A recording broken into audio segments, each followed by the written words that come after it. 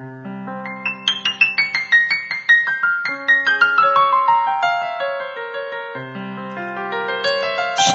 Aleichem para cada uno de ustedes. Queremos darle la bienvenida a nuestra serie sobre el libro de Zacarías, impartido por el líder mesiánico Jacques Isaac Gavison. El pastor Gavison es el pastor y maestro de la congregación Beth Ariel en Montreal, Canadá. Es un creyente judío en Yeshua y su profundo amor y búsqueda en la palabra de Dios desde una perspectiva judía ha producido grandes enseñanzas. Esto incluye el libro de Zacarías, fascinante libro apocalíptico. Los invitamos a escuchar estos mensajes que han sido traducidos y grabados por Larry Eduardo Adriani, miembro de la congregación Beth Ariel. Sean bendecidos al escucharlos y Shalom. Zacarías parte 6, capítulo 4. Estamos en el 8 de febrero del 2020 y el sermón se intitula Nosotros la Menora. Antes de eso, en las noticias. Mañana por la noche comienza la fiesta judía Tu Bishvat, el año nuevo de los árboles.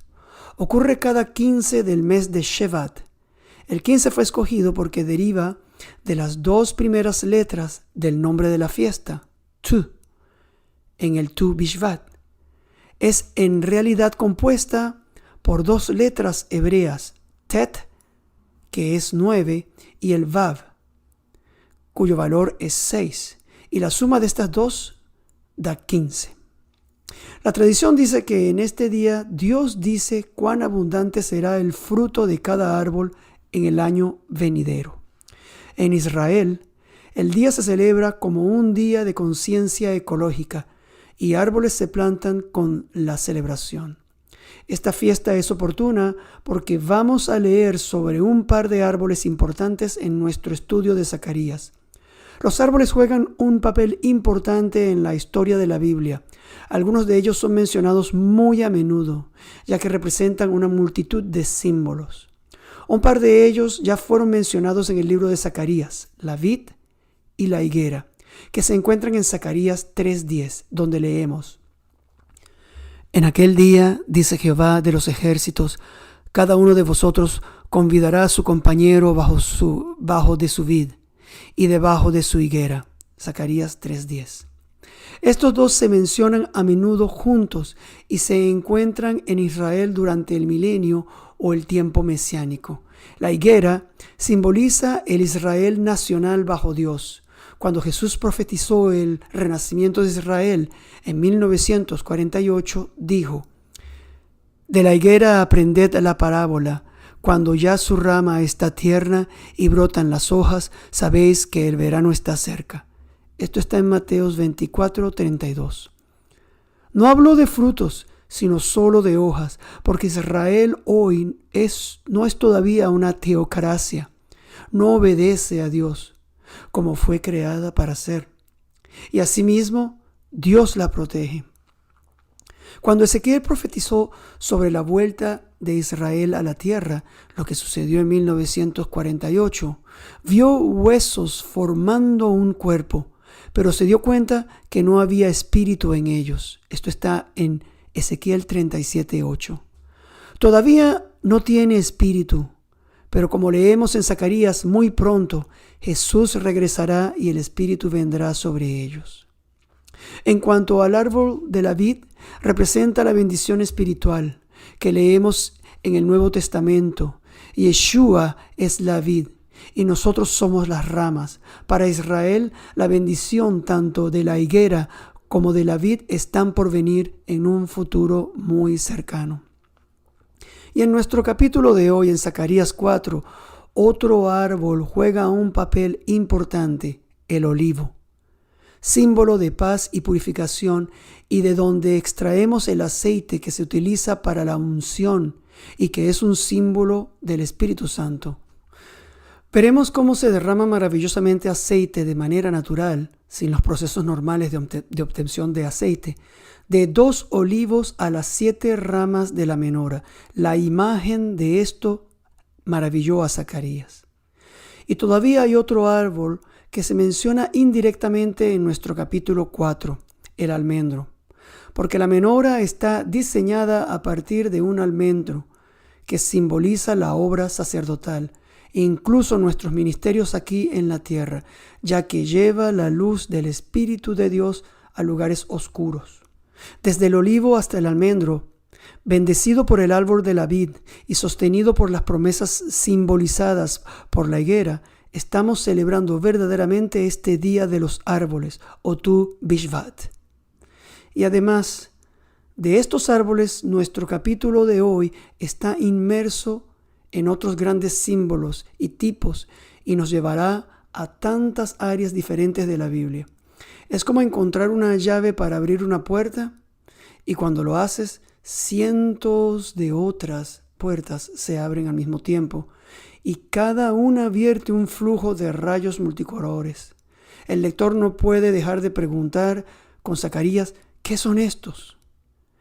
Él hace esta pregunta 3 veces en este capítulo y 2 veces antes de darle una respuesta, el ángel lo fuerza a mirar más allá de lo que él ve, diciendo, ¿no sabes qué es esto? Zacarías 4:5. Y junto a Zacarías trataremos de averiguar cuáles son estas cosas, y es mi oración que todos seamos bendecidos. Entonces comencemos nuestro viaje más allá de este universo, con Zacarías. Y lo digo en serio, porque nos lleva directamente al trono de Dios, y aunque solo veamos una minuta parte, veremos que hay cosas maravillosas sucediendo allá arriba. Comencemos leyendo los 5 primeros versículos. Son cortos, pero cada uno tiene una historia que contar. Volvió el ángel que hablaba conmigo y me despertó, como un hombre que es despertado de su sueño. Y me dijo, ¿qué ves? Y respondí, he mirado, he aquí un candelabro todo de oro, con un depósito encima, y sus 7 lámparas encima del candelabro, y 7 tubos para las lámparas que están encima de él. Y junto a él 2 olivos, el uno a la derecha del depósito, el otro a su izquierda. Proseguí y hablé, diciendo a aquel ángel que hablaba conmigo, ¿qué es esto, Señor mío? Y el ángel que hablaba conmigo respondió y me dijo, ¿no sabes qué es esto? Y dije, no, Señor mío. Zacarías 4, versículos 1 al 5. En esta visión, Zacarías podía reconocer todos estos elementos, pero no podía dar sentido al todo. Comencemos con el primer versículo. Allí, Zacarías se sorprende por una nueva visión, ya que sea que es despertado de su sueño o simplemente es desafiado por esta nueva visión. No olvidemos que las 7 visiones se dieron el mismo día y es posible que en algún momento el profeta se durmió por la fatiga, porque debe haber sido muy intenso absorber toda esta información. Incluso para un lector que llega al capítulo 4, necesita algunas pausas para digerir todas estas informaciones. Zacarías seguramente no durmió en la tarea. Esta fue muy exigente. Dicen que el cerebro usa 20% de la energía que consumimos. Y cuando más usamos nuestro cerebro, especialmente en esta situación, más energía debe ser utilizada. Creo que Zacarías cayó dormido del esfuerzo y fue despertado aquí para absorber esta nueva visión maravillosa. ¿Qué es lo que ve? En el versículo 2 comienza diciendo que ha mirado, he aquí un candelabro, una menora en hebreo, de oro macizo. Hasta ahora esto es lo único que tiene sentido. El resto es completamente nuevo. Esta menora debe haber sido similar a la del templo, que también estaba hecha de oro macizo. Y Zacarías, siendo el sacerdote, la reconoce. Pero ve que por encima de ella hay un depósito, en hebreo gula, traducido en otra parte como un manantial de agua. Pero aquí es un manantial de aceite puro, que vierte desde este recipiente a través de 7 tubos que toman el aceite de un olivo hacia las 7 ramas. Pero la palabra 7 se menciona una vez más en la versión hebrea original y no en nuestras traducciones. Permítanme leerles cómo el Targum le hace a partir del hebreo y comparen con la segunda parte del versículo 2 de la Reina Valera 1960. En el Targum dice: y sus 7 lámparas encima del candelabro, 7 y 7 tubos para las lámparas que están encima de él. Y la Reina Valera 1960 dice: y sus 7 lámparas encima del candelabro y 7 tubos para las lámparas que están encima de él. El número 7 se menciona 3 veces en el original. De allí, lo que podemos entender es que hay 7 tubos que salen del depósito y cada uno de estos 7 se ramifican en 7 tubos más. 7 para cada una de las lámparas de la menora, haciendo 49 tubos. Es posible que debido a que los traductores no pudieron ver la lógica detrás de esta descripción, alteraron el texto. Pero eso es realmente incorrecto y debería haberse guardado las escrituras exactas y orar por la correcta interpretación. Intentemos ver esto una vez más. No tratemos de visualizar todo este asunto, pues pertenece a otro mundo, a otra dimensión. Sin embargo, si la descripción se nos da, es tal vez para concentrarnos en la perfección de toda la imagen globalmente. Tenemos aquí el número 7 mencionado 3 veces y debe haber sido una imagen hermosa, armoniosa. El número 7 es el número de la integridad en la perfección. Recordamos que el hebreo es Sheva, de la palabra raíz Sava, que significa estar completamente satisfecho y transmite una idea de totalidad y perfección. Y el número 3 aparece en el hecho que 7 es mencionado 3 veces. 3 es el número de integridad, porque es el número que representa a Dios. Y cuando estos 2 números están juntos, tenemos lo que es perfectamente entero. Esto es lo que Zacarías debió sentir cuando vio toda esta imagen de la menora con los olivos. Debe haber emanado este gran sentimiento de armonía absoluta. Los comentaristas rabínicos fueron particularmente muy imaginativos en este capítulo.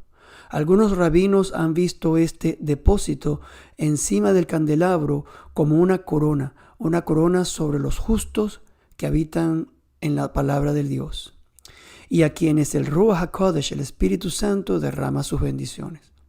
Otro rabino notó el flujo de aceite y lo comparó a la abundancia de bendiciones que fluirán en los tiempos mesiánicos. 2 de ellos escribieron cómo 49 tubos que proporcionaban aceite a la menora simbolizaban los tiempos futuros, los tiempos mesiánicos. La luz del sol será 49 veces más brillante, como la luz de los 7 días de la creación. Esta deducción debe haber sido tomada de Isaías 30, versículo 26, que dice: y la luz de la luna será como la luz del sol, y la luz del sol 7 veces mayor como la luz de 7 días. Por lo que es 49 veces como los tubos que alimentan la menora. Y cada año durante el Shabbat de Hanukkah, este capítulo se lee en su totalidad debido a la abundancia de aceite que fluye desde el olivo. Este texto es particularmente intrincado porque los símbolos se superponen entre sí y cada uno tiene muchas informaciones. Prestemos especial atención a la menora. El título de este mensaje de hoy es Nosotros la menora, porque no solo se le habla a Israel, sino a todos los creyentes de hoy. El origen de la menora está en el templo, y la menora estaba ubicada en el lugar santo, jugando un papel importante, porque sin ella sería oscuridad completa en el lugar santo y el camino de los sacerdotes que servían a Dios no podría ser encontrado. Ahora podemos entender mejor el énfasis en los 49 tubos que alimentan las 7 luces de la menora. Con su luz encendida podemos ver la mesa del pan que simboliza la provisión milagrosa de Dios para el sacerdote y para cada creyente también. Estos panes se cambiaban cada semana cuando los sacerdotes se lo comían, es allí que se recordaban los milagros de Dios en sus vidas, nuestras vidas también. Y el pan debía haber sido siempre fresco, y esto solo podía ser un milagro y que podía verse a través de la luz de la menora. Para el creyente de hoy, esta luz que milagrosamente emana de Dios nos recuerda a Yeshua, el pan de vida. Esta luz que proviene de lo alto puede simbolizar la palabra de Dios, la oración, la comunión, todo esto dirigido por el Espíritu de Dios que vive en nosotros. Justo enfrente estaba el altar del incienso, que simboliza la oración del sacerdote y de todo creyente.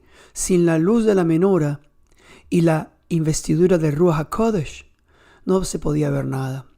Y el sacerdote no hubiese podido realizar sus tareas de todos los días, llevando las brasas del altar del sacrificio a este altar. La menora sobre todo daba luz al Santo de los Santos, que simboliza la presencia misma de Dios. Sin la luz de la menora nadie podría acercarse a Dios, porque ella alumbraba el camino correcto hacia su trono. Es por eso que esta menora se convirtió en un símbolo del servicio de Israel y de la iglesia para llevar la palabra de Dios a las naciones del mundo. Pablo pregunta en Romanos 10:14, ¿y cómo oirán sin saber quién les predique? Nosotros somos esta menora en este mundo oscuro. Mediten en cómo se produce el vertido del aceite. Hay algo completamente nuevo que debe haber provocado la pregunta de Zacarías. Desde el olivo, el aceite fluye naturalmente a través de cada una de las ramas de la menora sin intervención humana. Nadie está presionando las aceitunas para producir el aceite. Este es un nuevo elemento aquí. Con la menora en el templo solo había una de las lámparas que siempre estaba encendida, de la cual el sacerdote diariamente tomaba la luz para prender las otras 6. Sin embargo, en esta visión no hay sacerdote humano. Es como si la luz de Dios, el Espíritu de Dios, fluye a través de cada una y en tal abundancia, 7 tubos que suministran aceites para cada una de las lámparas. Podemos entender esto como la nueva promesa de Dios de unción excepcional para aquellos que estaban dispuestos a trabajar con Él. Y esta es la pregunta del ángel a la visión que encontramos en el versículo 6 de Zacarías. Zacarías 4:6. Esta es la palabra de Jehová a Zorobabel que dice: no con ejército ni con fuerza, sino con mi espíritu, ha dicho Jehová de los ejércitos. Esto se explica a través del poder de su Espíritu Santo, ya que se vierte sobre el hombre para llevar a cabo la tarea de Dios, no por esfuerzo humano, no a través de la guerra, no por nuestros propios medios, sino por medio del Espíritu Santo. Las 3 veces 7 que el aceite fluye ricamente es para recordar la poderosa obra del Ruach HaKodesh, del Espíritu Santo en este mundo y en nuestra vida personal, si lo permitimos. Pero estas palabras deben haber sido un mensaje tan alentador para el pueblo de Zacarías, porque no tenían ejército ni poder, sino que estaban rodeados de una oposición tan poderosa que constantemente los acusaba. Pero esto no debería ser una preocupación, porque sucederá, dice Dios, que derramará su espíritu sobre ellos, como lo ha hecho sobre nosotros, los creyentes. El Mesías estaba por venir a salvar el mundo, y su espíritu lo presidió para dar poder y preparar el camino, como lo hace hoy en la preparación de la segunda venida. ¿Somos nosotros como una menora preparando el camino de Jehová? Esta visión se nos da no solo para que la disfrutemos, sino para que actuemos también. Esta visión es la versión de Jeremías de su capítulo 31, cuando el Señor hace un nuevo pacto con Israel y promete la efusión del Espíritu en cada corazón dispuesto a recibirlo. Pero esto es el pacto que haré con la casa de Israel después de aquellos días, dice Jehová. Daré mi ley en su mente y la escribiré en su corazón, y yo seré a ellos por Dios y ellos me serán por pueblo. Jeremías 31:33. Si bien esto no ha sucedido para la nación de Israel, ha sucedido a menor escala, ya que el Espíritu se ha derramado sobre ciertos israelitas como Zorobabel y Josué, el sumo sacerdote. Y ahora está sucediendo sobre todos los creyentes que trabajan con Dios hoy, como se enseña en Hebreos 8:10, que cita este pasaje. También es la versión de Zacarías de Juan el apóstol cuando dice que pero la unción que vosotros recibisteis de Él permanece en vosotros, y no tenéis necesidad de que nadie os enseñe, así como la unción misma os enseña todas las cosas. Esto está en 1 de Juan, capítulo 2, versículo 2. Tal como lo es hoy, tenemos a un Maestro, su Espíritu, y que confirma todas las cosas que otros nos dicen, y que te enseña todas las cosas. Después de todo, somos sellados por el Espíritu de Dios, y Él es aquel que, por medio de su presencia, por medio de su palabra, por medio de sus propios obreros, los llevará a sentarse y confirmar las cosas que están aprendiendo. Y la menora misma, iluminada por el Espíritu, nos habla aún más fuerte hoy, ya que nos recuerda el cuerpo del Mesías, la congregación de Dios. Observe que estaba hecha de una pieza de oro, sin soldadura, no apego, es un todo, al igual que los miembros de una congregación de Dios guiados por el Espíritu, llamados a ser de una solamente, una creencia, un solo Dios, una Biblia, un mediador. Es por eso que es tan importante que todos los miembros de una congregación estén de mutuo acuerdo. La imagen de la menora es utilizada por nuestro Señor Jesús para hablarle a la primera de las 7 iglesias del Apocalipsis, cuando les dice: recuerda por tanto de dónde has caído y arrepiéntete, y haz las primeras obras, pues si no, vendré pronto a ti, y te quitaré tu candelero de su lugar, si no te hubieres arrepentido. Apocalipsis 2:5. El candelero es el menora, ya que simboliza la presencia del Espíritu en una iglesia. Cuando se ignora, es removido, y la iglesia pierde su misión y sus bendiciones, y simplemente se desmorona, muere. Como la última iglesia, la Odisea, que se veía saludable, muy rica, pero el Señor dice que murió. En la Biblia leemos lo que ellos decían de sí mismos en secreto, en Apocalipsis 3, entre los versículos 17 y 18. Se grabó lo que ellos decían de sí mismos.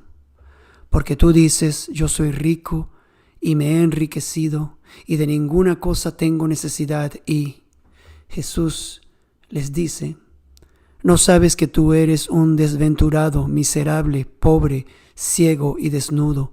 Por tanto, yo te aconsejo que de mí compres oro refinado en fuego, para que seas rico, y vestiduras blancas para vestirte, y que no se descubra la vergüenza de tu desnudez, y unge tus ojos con colirio para que veas. El oro que está ofreciendo es precisamente, en la visión de Zacarías, el oro que se derrama desde el depósito a través de los tubos a la menora. De hecho, el aceite de oliva se llama oro. Permítanme llevarlos directo al versículo 11, donde se nos da mucha más información sobre esta poderosa visión. Aquí Zacarías hace la misma pregunta. ¿Qué es? Después de que se da cuenta de más detalles. Versículos 11 y 12. Hablé más y le dije, ¿qué significan estos 2 olivos a la derecha del candelabro y a su izquierda? Hablé aún de nuevo y le dije, ¿qué significan las 2 ramas de olivo que por medio de 2 tubos de oro vierten de sí aceite como oro? Zacarías 4, versículos 11 y 12. Aquí Zacarías trae a relucir 2 cosas, la pureza del aceite y 2 ramas. Aquí en el hebreo la palabra árbol ya no está escrita, y es simplemente con la palabra olivos que se designa al árbol de olivos. ¿Cuáles son estos 2 olivos a ambos lados de la menora? Se sintió atraído por la fruta misma que da el aceite, que en el versículo 12 es llamado aceite como oro. Literalmente en el hebreo dice, ¿qué son estos 2 olivos que gotean oro en los tubos? El aceite que ve como oro tan precioso, tan puro, es como la enseñanza del Espíritu que se derrama en nuestra mente cuando permanecemos en Él. Esto creo que es el oro refinado que Jesús quiere comprarle a la iglesia de Laodicea. De hecho, es gratis para nosotros porque Él ya pagó por eso. Y hay algo más que mejora la abundancia de la bendición. ¿Ves la palabra ramas en el versículo 12? En hebreo no es la palabra ramas, va mucho más allá. Es la palabra sibolet, que significa una espiga de trigo, que está en la parte superior de la planta de trigo y que lleva toda la semilla. Sin embargo, aquí los traductores usaron la palabra rama, tal vez porque no tiene sentido tener una espiga de trigo en un olivo. Pero la idea en esta revelación es de riqueza, abundancia y bendiciones que vienen del Espíritu de Dios. Esta misma palabra se utiliza para describir la espiga de trigo que Faraón vio en su sueño de la abundancia de trigo durante 7 años. Imaginen estas plantas de trigo cuando se doblan, es porque están llenas de grano, están llenas de su fruto. Como los creyentes, la tara, que se parece al trigo, nunca se dobla. No tienen granos, no tienen frutos. También esta palabra sibolet está relacionada con el nombre del mes Shevat, que fue elegido para la celebración del año de los árboles, porque la idea de abundancia de frutos está allí. Hay algo más que es oro en el cielo, ¿recuerdan? Hay allí una calle que es de oro que está bien conectada con un árbol, el árbol de la vida. Leemos por primera vez en Apocalipsis 21, versículo 21, sección B. Y la calle de la ciudad era de oro puro, transparente como vidrio. Tan puro el oro es que es transparente, algo que está fuera de este mundo. Observen que la calle es singular. El texto no dice las calles de la ciudad, pero bien la calle. Parece ser la única, una calle ancha y principal.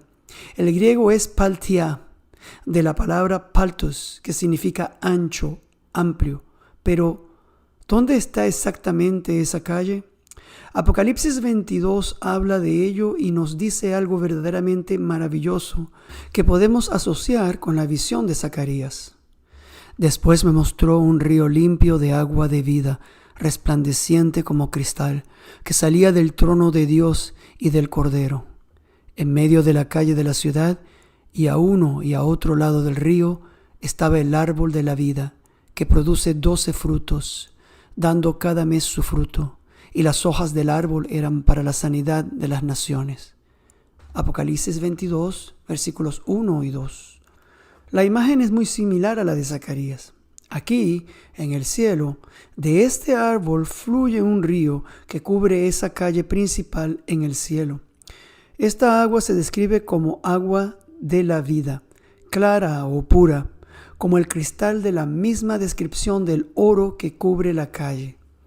Tal vez aquí de nuevo no debemos tratar de visualizar esta maravillosa descripción, pero entender que desde el árbol de la vida fluyen bendiciones, conocimiento y comprensión de Dios al hombre, como el aceite de oro fluye desde el olivo a aquellos que ya han de recibirlo, si desean seguir a Dios, por supuesto. Este es un tema principal sobre la descripción del cielo, donde el flujo de oro se extendió por toda la ciudad, porque Juan nos dice que la ciudad era de oro puro, como vidrio transparente. Una vez más, estas descripciones están más allá de lo que podemos imaginar, pero el mensaje es el de la abundancia, de la prosperidad, el crecimiento y el bienestar. Esto es lo que espera al creyente que conoce a Yeshua, que ahora está preparando un hogar para todos y cada uno de los que aceptaron a Yeshua como el Mesías y Salvador, el renuevo, la piedra. que está muy activo en este libro de Zacarías y listo para derramar este aceite de oro de bendición a quien le siga.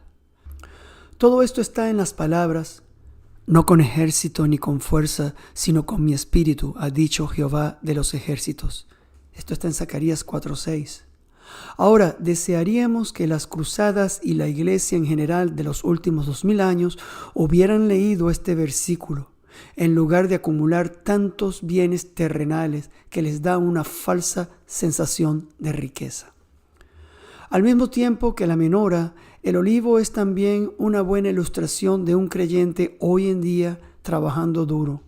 Este árbol es poderoso.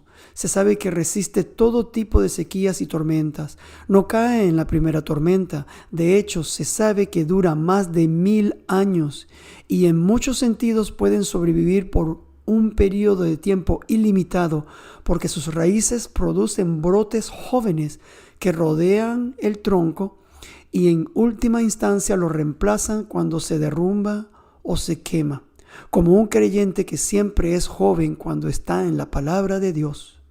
Además, durante una tormenta se sabe que el olivo retiene sus frutos hasta que el clima llega a la normalidad. Y al igual que los creyentes, no crece muy rápido.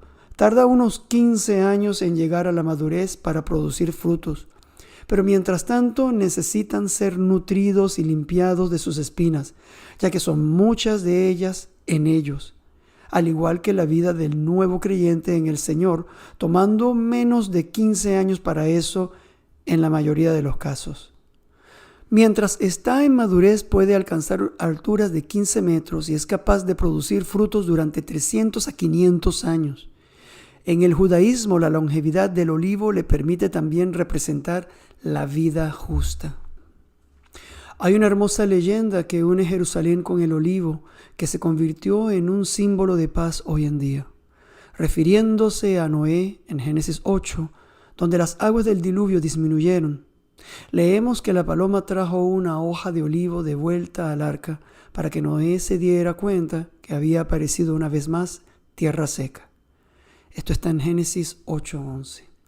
Según la leyenda, esta rama de olivo provenía del monte de los olivos, ya que dicen que Jerusalén no se vio afectada por el diluvio. Es, sin embargo, una historia agradable, ya que une Jerusalén con la rama de olivo.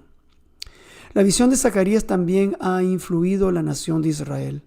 La menora y estas dos ramas, que como traducidas en el hebreo original en Zacarías 4:12, espigas de trigo, sibolet, se convirtieron en el símbolo del Estado de Israel. Sin embargo, y esto es una lástima, si vas a la página web oficial no atribuyen el origen del emblema a Zacarías o a la menora al templo, sino a una planta con un número particular de ramas, a veces 7 y otras veces 8 ramas. Tal vez hicieron esto para no crear ninguna controversia debido a la naturaleza secular del gobierno, que se aleja más y más de lo que es bíblico. Sin embargo, el nombre de la planta que eligieron nos trae directo a la palabra de Dios. Se llama la planta Moriah. Es exactamente el nombre de la montaña donde Abraham iba a sacrificar a Isaac y que después se convirtió en Jerusalén. ¿A qué se parece esta planta? Se parece a una menora. ¿Cómo tomó su nombre y quién se lo dio? Es difícil de decir, pero eso nos hace ver que es tan complicado interpretar el Israel moderno como lo es el libro de Zacarías. Cualquiera que sea el origen que quieran dar a la menora y a la higuera, está claramente inspirado en el templo, y este símbolo nos recuerda la elección de Israel, la de ser una nación sacerdotal, algo que aún no hacen, por lo que no es de extrañar que atribuyan el nombre a una planta. Sin embargo, las ramas son realmente la espiga de trigo, del hebreo sibolet. Y hay algo de historia detrás de esta palabra. Aparentemente fue pronunciada de manera diferente por los judíos galileos que por los judíos de Judá y se convirtió en una palabra clave para diferenciar a unos de los otros. Leemos en Jueces 12:6, cuando querían saber si uno estaba mintiendo sobre sus orígenes, entonces le decían: ahora pues, di Shibolet. Y él decía: Sibolet, porque no podían pronunciarlo correctamente. Entonces le echan mano y le degollan junto a los vados del Jordán. Esto está en Jueces 12:6. El acento era diferente, y así es como vieron el origen de Pedro durante la prueba del Mesías. Le dijeron: verdaderamente también tú eres de ellos, porque aún tu manera de hablar te descubre. Esto está en Mateo 26:73. Aquí es cuando lo negó por segunda vez. Una palabra para este otro árbol, el almendro. Lo primero que vio Zacarías fue el menora, y sabemos que se hizo de acuerdo con la forma del árbol de almendras. Y esta visión debe haber significado mucho para Zacarías, ya que representaba un renacimiento del oficio sacerdotal. Justo antes de la diáspora babilónica, Dios le habló a Jeremías, el profeta, acerca de una rama de almendras, justo en el primer capítulo que leemos en versículos 11 y 12. La palabra de Jehová vino a mí diciendo: ¿qué ves tú, Jeremías? Y dije: veo una vara de almendro. Y me dijo Jehová: bien has visto, porque yo apresuro mi palabra para ponerla por obra. Jeremías capítulo 1, versículos 11 y 12. Fue en esta primera visión de Jeremías que él vio una vara. Esa vara estaba cortada del árbol, como una profecía de la destrucción del templo y la remoción de la menora y la obra del sacerdocio en Israel. La destrucción del templo también significó la destrucción de la vara de Aarón, que también era una rama de almendras. Fue colocada en el Santo de los Santos y estaba floreciendo, pero el templo iba a ser destruido y tanto la menora como la vara de Aarón, que confirmaban el sacerdocio, fueron destruidas. Esto también debe haber significado mucho para Jeremías, que entonces fue llamado el sumo sacerdote. Pero después de 70 años, la menora reaparece en la visión para confirmar que el convenio estaba a punto de ser reestablecido, y esto debe haber sido de un alivio para el profeta Zacarías. Continuemos el texto, porque aquí vamos a ver al Mesías, y es una gran manera de terminar este estudio. Después de eso, el Señor identificó toda la visión como la obra del Espíritu Santo. En el versículo 6, cuando dijo: no con ejército ni con fuerza, sino con mi espíritu, ha dicho Jehová de los ejércitos. En Zacarías 4:6. Luego conecta a este poder con el Mesías en el versículo 7. ¿Quién eres tú, oh gran monte?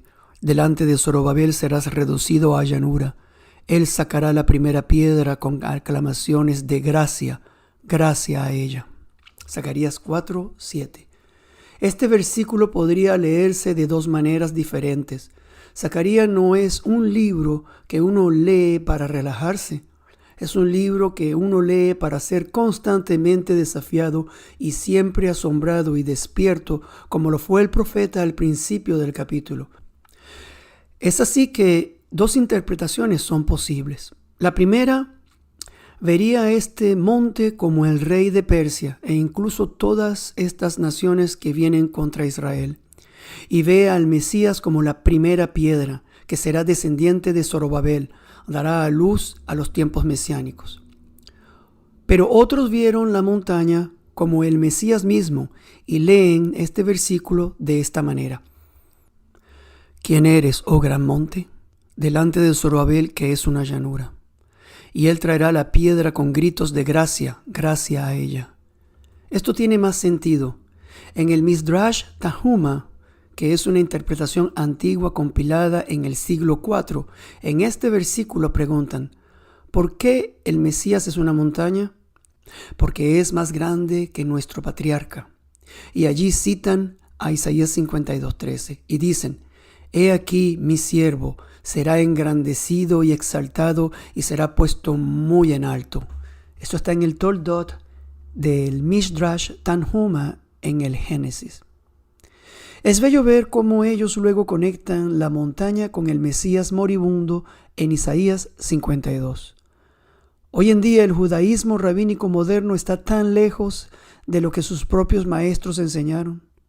El Mesías viene 2 veces, esto lo entendieron ellos muy bien.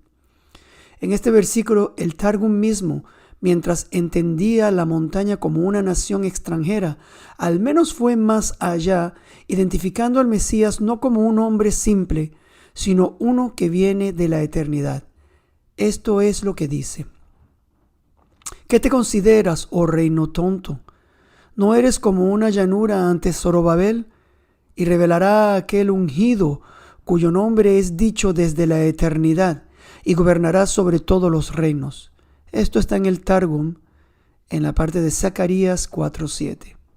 Aquí citan Miqueas 5:1, que nos dice que el Mesías viene de la eternidad, de arriba, y no es un hombre como cualquiera que haya nacido en este mundo.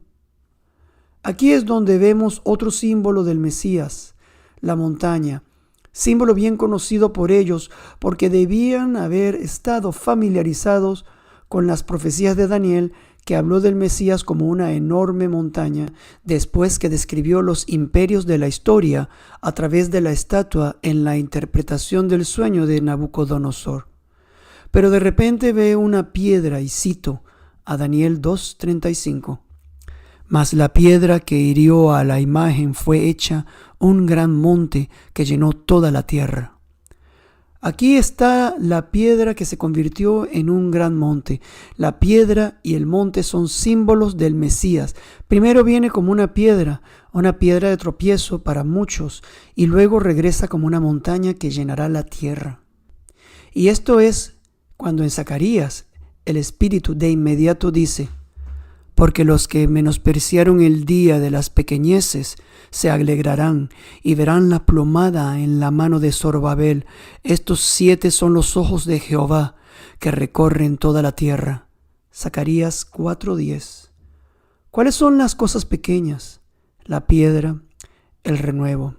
El Mesías mismo, que es despreciado, rechazado, desaprobado por la gran mayoría, despedido y rechazado por aquellos que parecen fuertes y ricos. La piedra es el verdadero Mesías. Hay algo más verdaderamente hermoso en el versículo 7, y aquí el Mesías es una montaña y Zorobabel es una llanura. ¿Les recuerda algo? Una vez Jesús le preguntó a los apóstoles: ¿y vosotros, quién decís que soy yo? En Mateo 16:15. Pedro dio la respuesta correcta y dijo: tú eres el Cristo, el Hijo de Dios viviente. En Mateo 16:16.